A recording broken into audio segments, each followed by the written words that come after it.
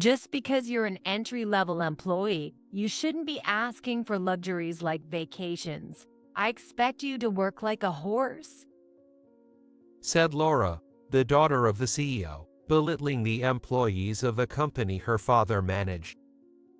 The company is nothing without its employees. I tried to reason with her, but she wouldn't listen. Instead, she kept making more derogatory remarks about the staff. When I told her that I planned to continue contributing to the company as an ordinary employee, she became furious, her face turning red with anger. I agreed to this matchmaking because I heard you were a potential executive, someone who would eventually lead the company. And now you tell me you plan to remain at entry level forever. A liar. How could you deceive me like this? Shedding her ladylike facade, she lashed out and broke things off with me. However, the next day, she was faced with a surprising truth and found herself apologizing to me. My name is Michael. I'm just an ordinary employee at a corporation. Hey, don't you have any plans to get married or enter into a relationship, Michael? Well, not really. I don't even have anyone to consider marrying. I mean, I'm not even sure if I want to get married or not. Make up your mind. At my ambiguous response, my classmate Steve, who was on the phone, retorted sensibly. He was getting married to his fiancée next month and had called today to discuss the arrangements. If you keep talking like that, you'll age before you know it. Hey, don't say scary things like that. Steve laughed heartily in response to my reply. I'll introduce you to someone nice if I find anyone. And that was the end of my call with Steve. I sighed without realizing it. This was the third marriage announcement I had heard from my classmates this year. I guess it's about that age, but I'm dragging my feet because I'm more focused on my career right now. Currently, I work at a company where my father's friend, Kevin, is the CEO. And my father is the CEO of a client company.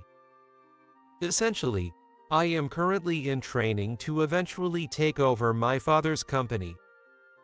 The marriage, I wonder what it's like.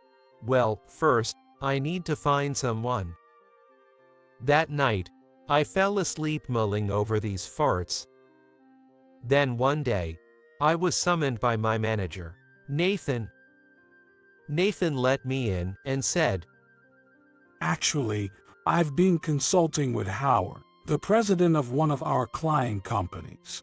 He mentioned that he has a daughter who is of marriageable age." "Yes, I've heard Howard mention her once."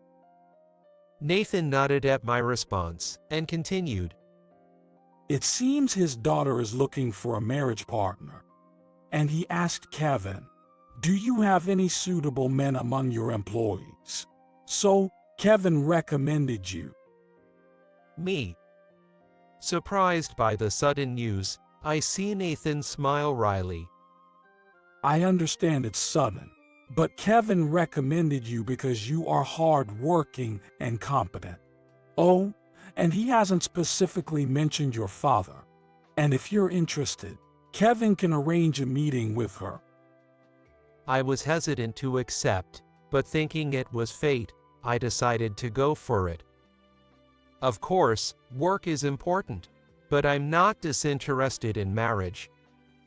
Having seen my happy classmates, I had started to think that getting married might be nice. And things progressed quickly. I was soon set up to meet the client's daughter on the day of the arranged meeting. As we were both adults, the matchmaking was conducted just between the two of us. The name of the CEO's daughter was Laura. She was fair-skinned, graceful, and seemed like a well-bred lady, quiet and refined. After exchanging greetings, We navigated through topics like hobbies and how we like to spend our weekends in a casual manner. When the conversation turned to family, I chose not to mention that my father was a CEO. I had grown wary of people who were drawn to that background. So during this meeting, I really wanted her to see me for who I am. Laura was my age, and her hobbies included cooking. She often spent her weekends at home doing chores. It might sound presumptuous of me, but I consider myself a homemaker. I enjoy cooking and sewing, and more than anything, I want to support my future husband so he can feel comfortable at home. Laura spoke in a manner befitting a young lady from a respectable family, demurely stating her views. I thought to myself that if we were to become a couple, I could trust her with managing our home. I began a relationship with Laura based on the assumption we would eventually marry. However, as our relationship progressed, the once quiet and refined Laura began to change. Perhaps because she became comfortable with me, she started to make derogatory remarks about the employees at her father's company where he was the president. For instance, while talking about the company I work for, I mentioned that all employees are entitled to take a refreshment leave of about 5 days per year, a while ago. As I was just casually mentioning it as small talk, she suddenly furrowed her eyebrows and blurted out the following: Entry-level employees are just an incompetent bunch used by others, so they shouldn't be asking for luxuries like vacations. They should work like workhorses instead. What?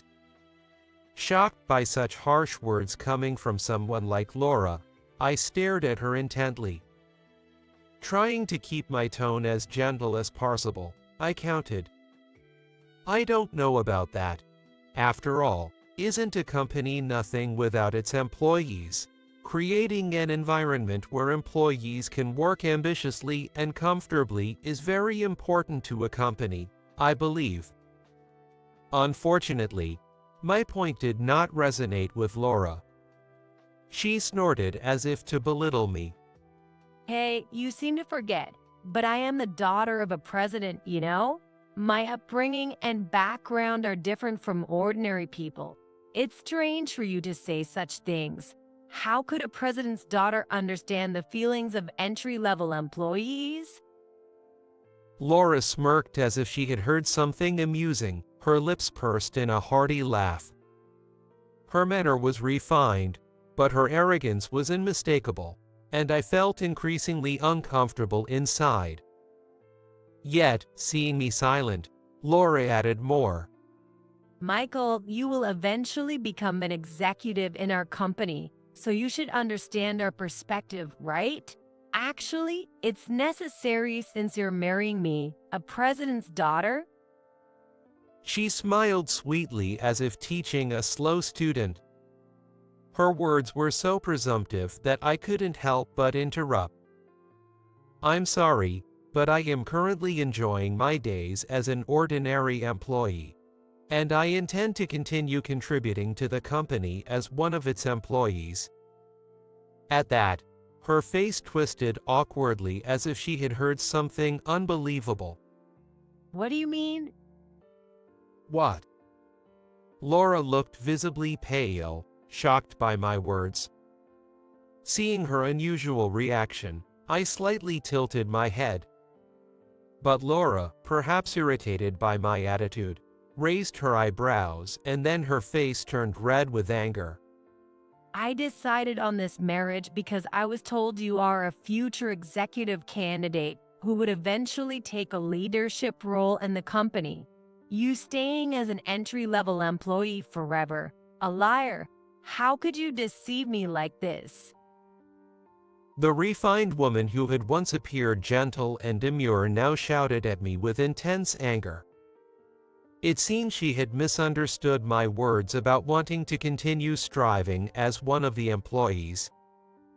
In my view, even a president is part of the company's machinery, so saying as one of the employees is not entirely wrong. But from Laura's perspective, I must have seemed like someone with no ambition or interest in advancement. Whom should I clear up this misunderstanding? However, doing so would inevitably require me to reveal more about my father. Instinctively, I felt it was too soon to share that with her. While I was contemplating, Laura seemed to have made up her mind about me. That's enough. It seems we can't understand each other. Then let's call off our relationship. I don't think we'll meet again. With that, she threw these words at me and brusquely walked away, her shoulders stiff with anger. To chase or not to chase? After a moment of hesitation, I chose to stay put.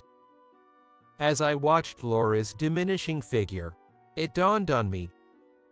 Perhaps her demeanor during our matchmaking was just a facade aimed at winning my approval from the start. Sadly, she never really saw me as an individual after all. The shock was significant given that our meeting was intended for marriage. With a heavy heart, I trudged back home. But the next day, I received a call from her. Hello. It was the day after the incident. I answered the phone with a slightly somber tone, but Laura began speaking in an unusually gentle voice, almost cajoling.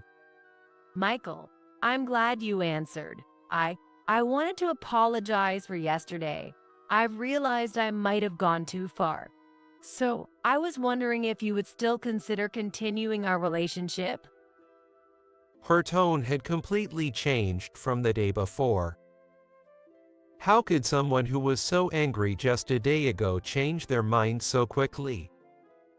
Puzzled, I ultimately declined her offer. I felt that her behavior the day before revealed her true feelings.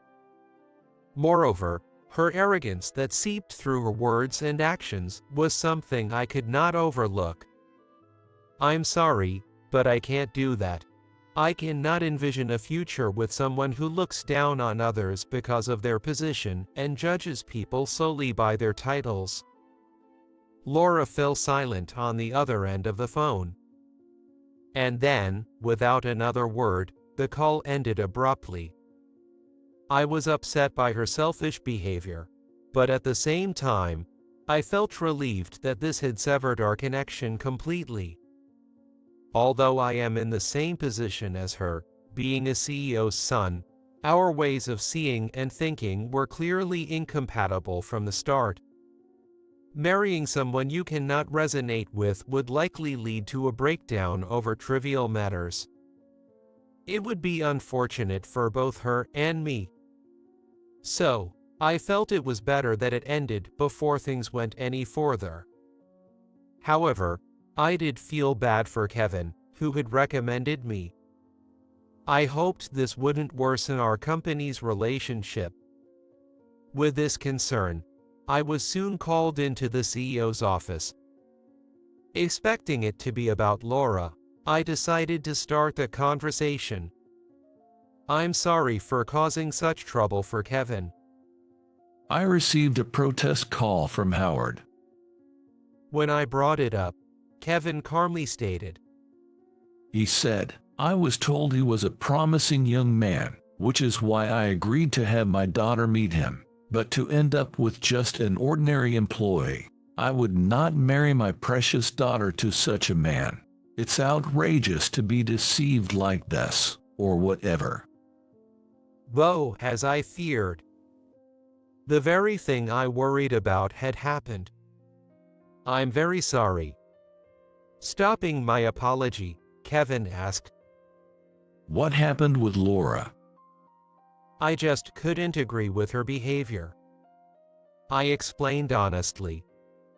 She thought herself superior to employees, belittled ordinary workers, and judged people solely by their titles.